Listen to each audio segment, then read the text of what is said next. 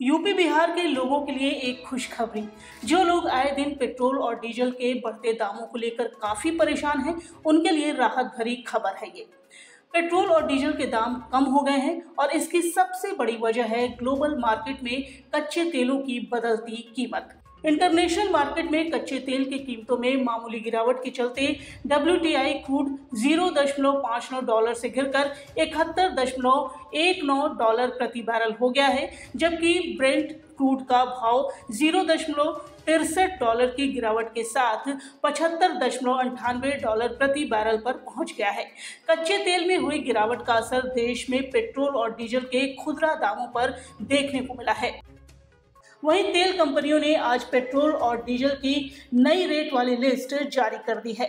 नई rate list के अनुसार महाराष्ट्र में आज पेट्रोल 62 पैसे कम होकर 105.96 रुपए लीटर पहुंच गया है, तो वहीं डीजल भी यहां 60 पैसे सस्ता होकर 92.49 रुपए लीटर के स्तर पर पहुंच गया है। मध्य प्रदेश में भी पेट्रोल डीजल पर 30 पैसे और 28 पैसे की गिरावट आई है। वहीं यूपी बिहार की बात करें तो यहां भी पेट्रोल डीजल के भाव गिरे हैं, जबकि राजस्थान में पेट्रोल 40 पैसे महंगा हुआ है और 108.88 रुपए लीटर पर बिक रहा है। डीजल के भाव में यहां 36 पैसे की बढ़ोतरी देखने को मिली है। देश के तटीय राज्यों में तबाही मचा चुका चक्रवाती तूफान बिपरजॉय अब राजस्थान में अपना कहर बरपा रहा है। राजस्थान के कई जिलों में पिछले 2 दिनों से हो रही भारी बारिश ने यहां के हालात बदतर कर दिए हैं। अरब सागर में उठा चक्रवाती तूफान बिपरजॉय गुजरात के बाद अब राजस्थान में तबाही मचा रहा है। राज्य के कई इलाकों में हो रही भारी बारिश की वजह से जनजीवन अस्त व्यस्त हो गया है।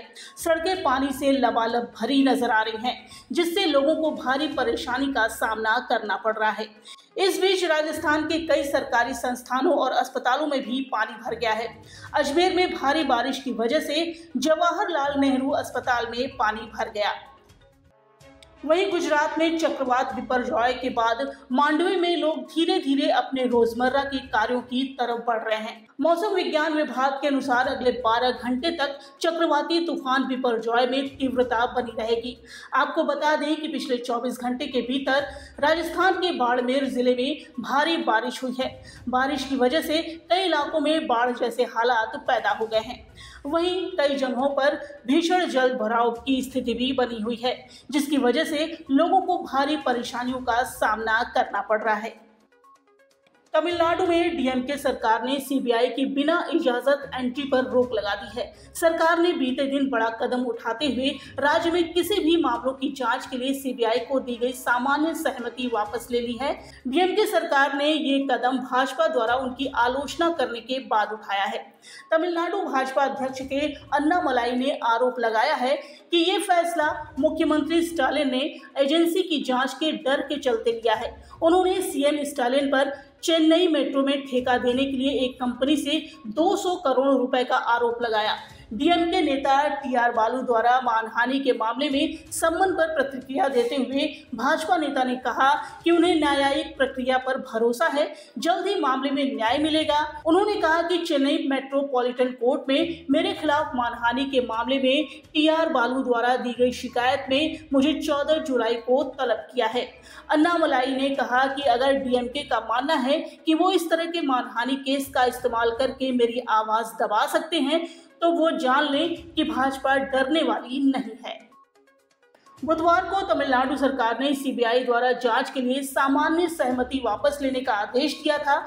विशेष रूप से ये निर्णय प्रवर्तन निदेशालय द्वारा डीएमके मंत्री सेंथिल बालाजी को एक कथित मनी लॉन्ड्रिंग मामले में गिरफ्तार किए जाने के घंटों बाद आया है। पश्चिमी बंगाल पंचायत चुनाव हिंसा मामले में ममता सरकार और राज्य चुनाव आयोग की याचिका पर सुप्रीम कोर्ट कल सुनवाई करेगा। कलकत्ता हाई कोर्ट ने 48 घंटे में हर जिले में केंद्रीय सुरक्षा बलों की तैनाती का आदेश दिया था। इसके खिलाफ दोनों सुप्रीम कोर्ट पहुंचे हैं। राजधानी दिल्ली में आज जहां बारिश से मौसम सुहावना है, तो वहीं उत्तर भारत के दूसरे राज्यों में गर्मी और लू लोगों के लिए जानलेवा बनती जा रही है।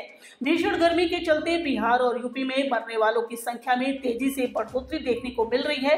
दूसरी ओर चेन्नई और राजस्थान में बीते 2 दिनों से इतनी बारिश हो रही है कि वहां के कुछ इलाकों में बाढ़ जैसी स्थिति बन गई है। भीषण गर्मी के चलते उत्तर भारत के कुछ इलाकों में लोगों का जीना मुश्किल हो रहा है। यूपी और बिहार में मौत का आंकड़ा दिनों दिन बढ़ता जा रहा है। उत्तर प्रदेश में गर्मी से जहां अब तक 103 लोगों की मौत हो चुकी है, तो वहीं बिहार में 47 लोगों ने गर्मी से दम तोड़ दिया है। ओडिशा में भी लू से 1 की मौत हुई है। रिपोर्ट्स के मुताबिक अब तक ओडिशा में गर्मी से 20 लोगों की मौत हो चुकी है। उत्तर भारत के कई इलाकों में जहां लू से लोगों की मौत हो रही है, तो वहीं चेन्नई और असम में बाढ़ जैसी स्थिति हो रखी है। कई इलाकों में बारिश का पानी भर गया है। दूसरी ओर राजस्थान में चक्रवाती तूफान बिपरजॉय का असर दिख रहा है। वहां के कई इलाकों में बाढ़ आ गई है। चेन्नई और आसपास के इलाकों में रात भर हुई भारी बारिश के कारण अधिकारियों ने सोमवार को स्कूलों की छुट्टी घोषित कर दी है।